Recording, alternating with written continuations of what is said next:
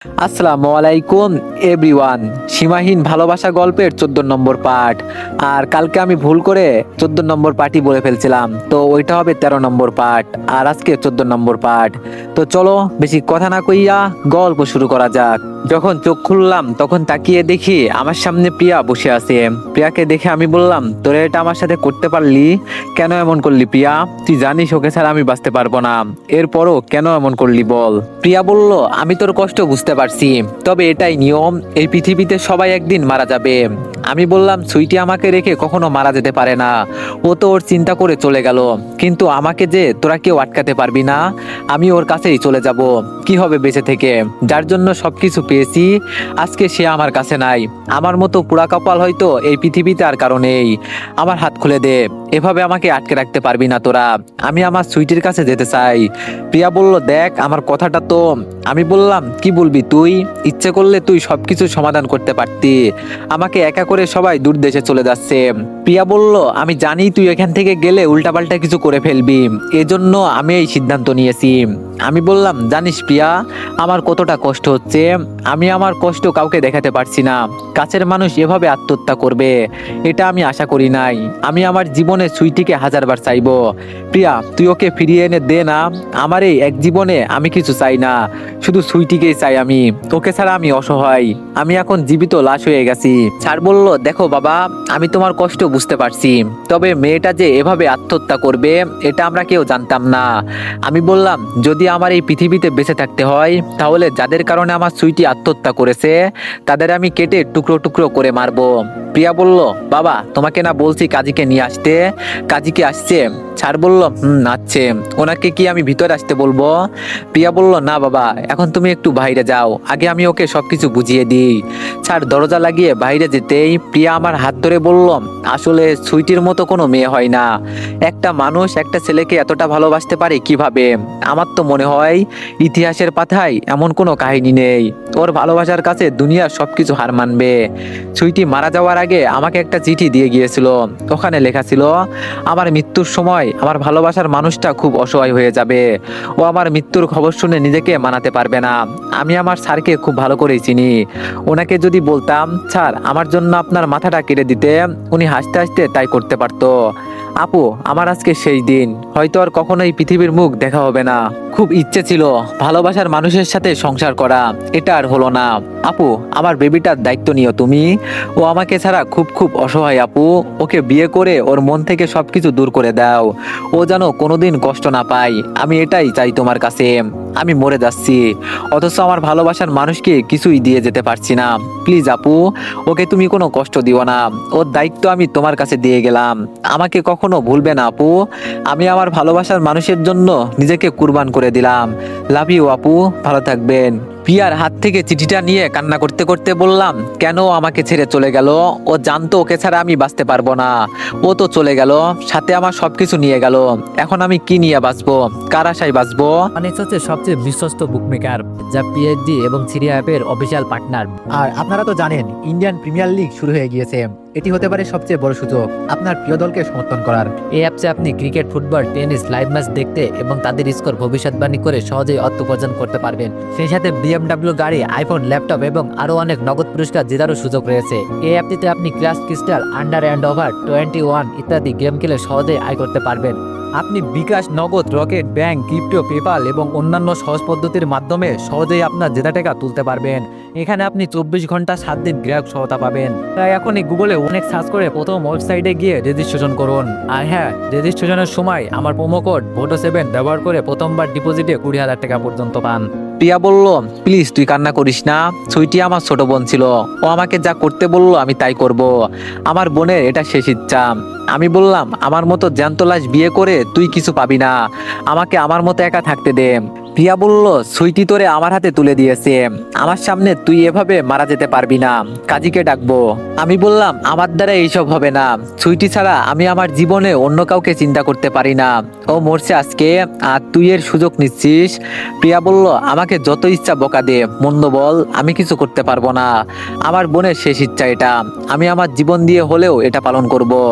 আর যাওয়ার আগে তো সুইটি তোরে বলে গেল এই কথা, আমি বললাম, আমাকে বিয়ে করে কেন তুই তোর জীবনটা ধ্বংস করতে চাস? না পাবি স্বামীর ভালোবাসা, না পাবি সুখ। এখন আমি পাথর হয়ে গেছি। প্রিয়া বলল, আমার কিছু দরকার নাই, তবে তোর কষ্ট আমি দেখতে পারবো না। আর তুই যদি পাথর হয়ে থাকিস, আমি পাথরের বুক থেকে ফুল ফুটাবো। আমি বললাম, আমাকে মেরে ফেল তুই প্রিয়া, আমার আজকে খুব খুব কষ্ট হচ্ছে। প্রিয়া আমার হাত ধরে বলল, শান্ত হ, আমি তোর পাশে আছি। কই বাবা, বের হয়ে আসো। প্রিয়ার কথা শুনে ছাড়ছো, একজন মুরব্বী ভিতরে ঢুকলো। প্রিয়ার দিকে তাকিয়ে আবার বললাম, মিতলাস বিয়ে করে কিছুই পাবি না। প্রিয়া বলল, আমার কিছুর দরকার নাই, তুই শুধু কবুল বলবি, আর কিছু বলতে হবে না। আমার থেকে কিছুটা দূরে আম্মা দাঁড়িয়ে আছে। আম্মা ইশারা করে বলল, বাবা তুই বিয়েটা করে নে, তোর কষ্ট আমি দেখতে পারছি না। কাজী যখন কবুল বলতে বলল, তখন প্রিয়াকে শেষবারের মতো বললাম, তোর জীবনটা আমার সাথে জড়িয়ে নষ্ট করিস না। তুই ভালো ঘরের মেয়ে, আর আমি বস্তির একটা ছেলে। প্রিয়া বলল, আমি সেই বস্তির রাজকুমারকেই বিয়ে করতে চাই। আমার ছোট বোন তোর দায়িত্ব আমাকে দিয়েছে, আর আমি সেটা অক্ষরে অক্ষরে পালন করব। এখন তুই কবুল বলে দে। শেষবারের মতো সুইটির চেহারাটা নজরে এলো। তবে ওর শেষ ইচ্ছাটুকু আমি পালন করব। যেই মেয়েটাকে আমি বললাম যেন ওর শরীরে কেউ ছুতে না পারে, আর ও আমার কথা শুনে নিজের জীবন দিয়ে গেল। আর সেই মেয়েটাই আমাকে অন্য কারোর হাতে তুলে দিল, যাতে আমি সুখে থাকি। আমি আজকের পর থেকে সব সময় বলবো, ছেলেদের তুলনায় মেয়েদের ভালোবাসা খুব খুব মায়াবী হয়। আসলেই মেয়েরা মায়াবী, ওদের মন তুলার চাইতেও নরম। প্রিয়ার কথা মতো আমি 3 কবুল বলে প্রিয়াকে বিয়ে করে নিলাম। বিয়ের একটু পর প্রিয়া আমার হাতের বাঁধন খুলে দিয়ে বলল, আমি জানি আমি কখনো তোর কাছে স্বামীর অধিকার পাবো না, তবে আমার এইসবের দরকার নাই। যদি তোরে আমি হাসি খুশি রাখতে পারি, তাহলেই আমার হবে। মেয়েদের বিয়ে তো একবারই হয়, আমারও হয়তো তোর সাথে জুড়ি লেখা ছিল। তবে আমার একটা কথা রাখবি তুই, জানি এই সময় এইসব বলা ঠিক না, শুধু আমার আব্বু আম্মুকে একটু সালাম করবি। অপরাধ তো আমি করছি, তুই কোনো অপরাধ করিস নাই। আমার বাবা মাও হয়তো আমার জন্য বেস্ট একটা ছেলে খুঁজছিল, কিন্তু আমি আমার বোনের কথা রাখতে গিয়ে তোরে বিয়ে করেছি। প্লিজ প্লিজ কথাটা রাখবি একটু। আমি আমার শার্ট দিয়ে চোখের পানি মুছে দাঁড়িয়ে বললাম, আচ্ছা ঠিক আছে চল। প্রিয়া বলল, তুই একটু দাঁড়া, আমি ওয়াশরুম থেকে আসছি। এই কথা বলে প্রিয়া ওয়াশরুমে চলে গেল। একটু পরে একটা বালতিতে পানি নিয়ে আমার সামনে এসে আমাকে বিছানার উপর বসিয়ে দিল। প্রিয়া ওর ওড়না পানিতে ভিজিয়ে আমার হাত মুখ মুছে দিতে লাগলো। আমি প্রিয়ার দিকে তাকিয়ে বললাম, কেন এসব করছিস? তুই জানিস আমি তোরে কিছুই দিতে পারবো না। প্রিয়া বলল, আমি তোরে বলছি আমাকে কিছু দেওয়ার জন্য, কিছু দিতে হবে না আমাকে। যেই মেয়েটার চোখে মুখে সব সময় রাখছিল, কখনো একটু মন খুলে আমি হাসতে পারি নাই, যার জন্য আমি একটু স্বাধীনতা পেয়েছি, আজকে তাকেই আমি বিয়ে করেছি, আর সে আজকে জ্যান্ত লাশ হয়ে গেছে। এইসব দেখে আমি কোনোভাবেই সহ্য করতে পারছি না। তবে একটা কথা বিশ্বাস কর, আমি তোরে জোর করে বিয়ে করতে চাই নাই। সুইটি বলল দেখে আমি বললাম, আমি বুঝতে পারছি। সুইটি আমার সাথে এমন করলো কেন, বলতে পারবি কিছু? আমি ওর জন্য সবকিছু করতে পর্যন্ত রাজি ছিলাম, আর সুইটি কিনা আমাকে কিছু না বলে এভাবে চলে গেল। কেন এমন করলো? ওর জায়গায় আমার এইসব করার দরকার ছিল, আর উল্টা সুইটি। প্রিয়া বলল, প্লিজ এইসব নিয়ে তুই মন খারাপ করিস না। এই পৃথিবীতে সবাই তো মরণশীল, সবার একদিন মরতে হবে। এখন নিচে চল প্লিজ। প্রিয়ার সাথে হেঁটে নিচে চলে গেলাম। নিচে প্রিয়ার কথা মতো ওর বাবা মাকে সহ আমার আম্মুকে সালাম করলাম। সবকিছু শেষে আমার শ্বশুর, মানে যিনি আমাদের অফিসের স্যার, তিনি আমাকে ডেকে ওনার পাশে বসিয়ে বলল, এখন মন ভালো হয়েছে বাবা? আমি বললাম, আপনাকে কি বলবো স্যার, বলার মতো কোনো ভাষা নাই। কারো প্রিয় মানুষ মারা গেলে তার যে কতটা কষ্ট হয় এটা শুধু সে জানে। আমি নিজেকে কোনোভাবেই মানাতে পারছি না। স্যার বলল, আমি তোমার কথা বুঝতে পারছি বাবা, তবে মেয়েটা হঠাৎ করে এমন করবে আমরা ভাবতেও পারি নাই। আমি বললাম, সুমনের বিষয়ে কিছু জানেন স্যার? স্যার বলল, স্যার বলতে হবে না, আমাকে বাবা বলে ডাকবে। আর ওর বিষয়ে যদি কিছু জানতাম তাহলে আমি ঠিকই বলতাম। সেই দিন আমি তোমার এই অবস্থা দেখে আমি নিজে গিয়ে ওকে অনুরোধ করে আসছি তোমার জন্য, কিন্তু আমার কথা মানে নাই। আমি বললাম, একটা কথা কি জানেন, আমি খুব ভালো ছিলাম, কিন্তু আমাকে ওরা ভালো থাকতে দিল না। আমি আমার আম্মার কসম খেয়ে বলছি, যার জন্য আমার সুইটি মরছে, একটা একটা করে সবাইকে মারবো, কাউকে ছাড়বো না আমি। স্যার বলল, এইসব বলতে নেই বাবা, একটা বিষয় দেখো, তুমি সত্যিকারের ভালোবাসা কত আছে, তাই বলে সবাই কেমন পাগলামো করে। আমার একটাই মেয়ে বাবা, সরকারি চাকরিওয়ালা অনেক ছেলে ছিল ওকে বিয়ে করার জন্য, শেষে তোমার এই অবস্থা দেখে তোমাকে বিয়ে করে নিল। এভাবে নিজে কষ্ট পেয়ে আমার মেয়েটাকে কোনো কষ্ট দিও না বাবা, ওর কষ্ট আমি সহ্য করতে পারবো না। আমি শুধু মাথা নিচু করে বললাম, চেষ্টা করব আমি। তবে আমি ওকে আগেই বলছি যে আমার সাথে তোমার জীবন জড়িয়ে তুমি তোমার জীবন জীবনটা নষ্ট করবে না। প্রিয়া আমার হাত ধরে ওর বাবাকে বলল, বাবা তুমিও না এইসব কি কথা শুরু করে দিলে, এমনি ওর মন মানসিকতা ভালো না। এই তুমি চলো আমার সাথে। প্রিয়া আমাকে টেনে আবার উপরে নিয়ে গেল। প্রিয়া আমাকে রুমের ভিতরে ঢুকিয়ে দিয়ে বলল, তুমি এখন একটু ঘুমাও, ঠিক আছে? আমি বাবার সাথে একটু কথা বলবো। আমি বললাম, আমাকে একটু সুইটির কবরের পাশে নিয়ে যাবে? প্রিয়া বলল, এখন নিয়ে গেলে তুমি পাগলামো করবে, কয়েকটা দিন যাক, আগে পরে নিয়ে যাব। আমি বললাম, প্রিয়া সুইটির কবরটা আমি একটু দেখতে চাই, প্লিজ প্রিয়া প্লিজ। প্রিয়া বলল, আচ্ছা ঠিক আছে চলেন, তবে বেশি কান্না করবেন না কিন্তু, বলে দিলাম। প্রিয়া আমাকে একটা কবরস্থানে নিয়ে গেল। দূর থেকে একটা কবর দেখিয়ে বলল, এখানেই সুইটিকে রাখা হয়েছে। আমি ধীরে ধীরে হেঁটে কবরের পাশে বসে কান্না করতে লাগলাম। আজকে খুব করে বলতে ইচ্ছে করছে, সত্যি কি তুমি ভাবো আমি তোমাকে একদিন ভুলে যাব? তোমাকে ভুলে যাওয়া কি এতই সহজ, এতই কি সস্তা ছিলে তুমি আমার কাছে? হয়তো তুমি বোঝোনি, হয়তো তুমি খেয়াল করোনি, তুমি আমার কাছে কি ছিলে? তুমি ছিলে আমার জীবনের সেই অধ্যায়, যাকে আমার এই জীবন থেকে আমি চাইলেও মুছে ফেলতে পারবো না। হয়তো এই অধ্যায়ের পাতাগুলো আমি ছিঁড়ে ফেলতে পারবো, কিন্তু এই অধ্যায়ের হাজার হাজার কপি আছে আমার কাছে। কিভাবে ভুলে যাব বলো তোমাকে আমি? তোমাকে ভুলে যাওয়ার একটা কারণ আমাকে বলো না প্লিজ। আমি এখন কি নিয়ে বাঁচবো? একবার এই কথাটা তুমি চিন্তা করলে না সুইটি? প্রিয়া বলল, কান্না করলেই কি আরো ফিরে আসবে? চল এখন এখান থেকে। আমি বললাম, প্রিয়া এক কাজ কর, আমাকে সুইটির পাশে জ্যান্ত দাফন করে দে, আমি আর বাঁচতে চাই না। প্রিয়া আমাকে টেনে গাড়িতে বসিয়ে বলল, এজন্য আমি তোর এখানে আনতে চাই নাই, এখন চল বাসায় যাই। আমি এভাবে কান্না করতে করতে বাসায় চলে গেলাম। রাতে রুমে শুয়ে আছি, তখন প্রিয়া খাবার হাতে আমার রুমে ঢুকে বলল, সকাল থেকে তো কিছুই খাস নাই, নে এখন কিছু খেয়ে নে। আমি বললাম, আমার খাওয়ার ইচ্ছা নাই, তুই খেয়ে নে, আমি খাবো না। প্রিয়া আমার সামনে বসে বলল, আমি তোর কাছে ভালোবাসা বা সুখ কোনো কিছুই চাইছি না। আজকে আমাদের বাসর রাত, আমি কি তোরে কিছু বলছি? তোরে কিছু বলবো না আমি, তবে শুধু খাবারটা খেয়ে নে, নিজেকে আর কত কষ্ট দিবি? আমি খাইয়ে দিই তোরে, প্লিজ তুই না করিস না। কি আর করব, প্রিয়ার জোরাজুরিতে খেতে লাগলাম। খাবার শেষ হতেই প্রিয়া বলল, তোর যদি অসুবিধা হয় তাহলে আমি অন্য রুমে থাকবো, তবে আমি যদি বিয়ের পর অন্য রুমে থাকি তাহলে আমার বাবা মা মনে করবে। আমি বললাম, ঠিক আছে তুই এখানেই থাক, আমি তোরে না করব না। প্রিয়া একটু খুশি হয়ে রুম থেকে বের হয়ে গেল। প্রিয়া যেতেই আম্মা দরজার কাছে দাঁড়িয়ে বলল, বাবা আমি কি ভিতরে আসবো? আমি বললাম, আম্মা আসো। আম্মু ভিতরে এসে বলল, এই শহরটা আমার কাছে বিষের মতো হয়ে গেছে, আমাকে গ্রামে নিয়ে চল না বাবা, এখানে থাকতে আমার আর ইচ্ছে করছে না। আমি বললাম, কিছু কাজ আছে, সেগুলো শেষ হলেই গ্রামের বাড়িতে চলে যাব, কোনো চিন্তা করবেন না আম্মা। আম্মা আমার মাথায় হাত দিয়ে বলল, দেখ বাবা, প্রিয়া মেয়েটা মোটামুটি ভালোই আছে, আমি বলি কি ওকে মেনে নে। যেই মেয়েটা মারা গেছে তাকে শত ডাকলেও কি আসবে বাবা?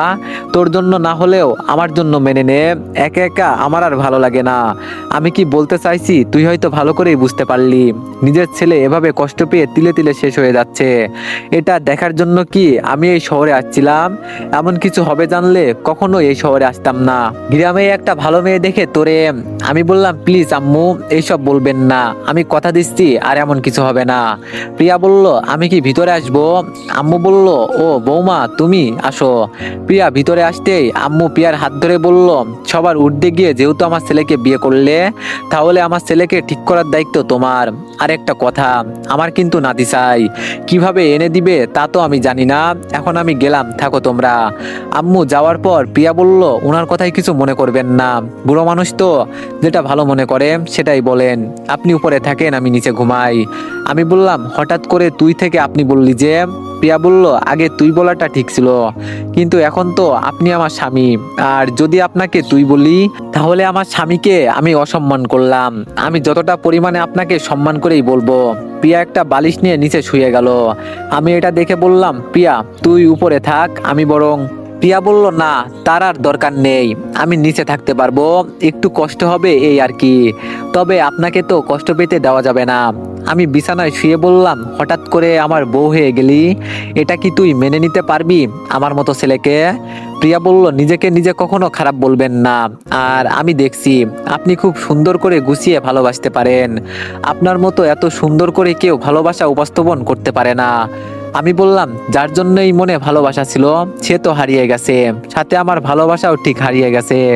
প্রিয়া বলল, একটা কথা কি জানেন, একটা মরা গাছে যদি প্রতিদিন নিয়মিত পানি দেওয়া হয় তাহলে সেই গাছটা একদিন না একদিন অবশ্যই জীবিত হবে। আমি এখন আপনার কাছে স্বামীর অধিকার নিয়ে কখনো কথা বলবো না। আপনি যেই দিন আমাকে কাছে টেনে নিবেন সেই দিনের পর থেকে আমি আপনার কাছে অধিকার দেখাবো। তবে আমার এই জীবন থাকতে আপনাকে আমি কোনো কষ্ট পেতে দিব না। আমি আর সুইটির মতো ভুল করব না। প্রিয়ার কথা শুনে আমি আর কিছু বললাম না। শুয়ে থেকে শুধু সুইটির কথাগুলো বারবার চিন্তা করছি। তবে সুইটির শেষ ইচ্ছা ছিল আমি কাউকে বিয়ে করে সুখে শান্তিতে সংসার করি। প্রিয়াকে আমি মেনে নিব হয়তো, তবে তার আগে আমার কতগুলো বাকি কাজ সম্পন্ন করতে হবে। আমি প্রিয়াকে ডাক দিয়ে বললাম, প্রিয়া ঘুমিয়ে গেলি নাকি? কিন্তু প্রিয়া কোনো কথা বলছে না, হয়তো ঘুমিয়ে গেছে। তবে আমি উপরে শুয়ে আছি আর আমার বউ নিচে শুয়ে আছে, এটা তো ঠিক হলো না। এজন্য প্রিয়াকে কোলে করে নিচ থেকে উপরে শুয়ে আমি ওর পাশে শুয়ে গেলাম। প্রিয়ার দিকে এক দৃষ্টিতে তাকিয়ে আছি, যদিও ওদের দুই বোনের মাঝে অমিল আছে। এরপরেও আমি প্রিয়ার মাঝে আমার সুইটিকে খুঁজে পাই। জানি না এমন কেন হচ্ছে, হয়তোবা সুইটি আমাকে সবকিছু দিয়ে গেছে। প্রিয়ার দিকে তাকিয়ে থাকতে থাকতে কখন যে ঘুমিয়ে গেলাম বলতেও পারি না। ঘুম থেকে উঠে দেখি প্রিয়া আমার বুকের ওপর আমাকে শক্ত করে জড়িয়ে ধরে শুয়ে আছে। প্রিয়ার মুখের উপর থেকে চুলগুলো সরিয়ে বললাম, এই বুকে যার জন্য জায়গা ছিল সে আজকে কবরে, আর যাকে কখনো বিয়ে করব না আশা করছিলাম সে আমার বুকের ওপর মাথা রেখে ঘুমিয়ে আছে। এটাই হয়তো নিয়তির বড় খেলা। প্রিয়াকে আমার বুকের উপর থেকে সরিয়ে ওয়াশরুমে চলে গেলাম। ফ্রেশ হয়ে ধীরে ধীরে বাসা থেকে বের হয়ে গেলাম। এখন সুমনকে কিভাবে বাসা থেকে বের করা যায় আমি সেই চিন্তাই করছি। হঠাৎ মাথায় একটা আইডিয়া এলো। সুইটির বাবার নাম্বারে কল দিয়ে কণ্ঠটা একটু মোটা করে বললাম, হ্যাঁ আঙ্কেল, কেমন আছেন? সুইটির বাবা আমাকে চিনতে না পেরে বলল, তুমি কে? তোমাকে তো চিনলাম না। আমি বললাম, আঙ্কেল আমাকে আপনি চিনবেন না, সুমন আমাকে ঠিকই চেনে, ওর কাছে ফোনটা দিলে একটু ভালো হতো। আঙ্কেল বলল, ও আচ্ছা ঠিক আছে, আমি দিতাছি। একটু পর সুমন বলল, হ্যালো, কে বলছেন? আমি বললাম, আমাকে আপনি চিনবেন না, আমি ব্যাংক থেকে বলছি, আপনার আশেপাশে কেউ নাই তো? সুমন বলল, না নাই। কেন বলুন তো? আমি বললাম, আমি কোনো একভাবে জানতে পেরেছি সুইটি মারা গেছে।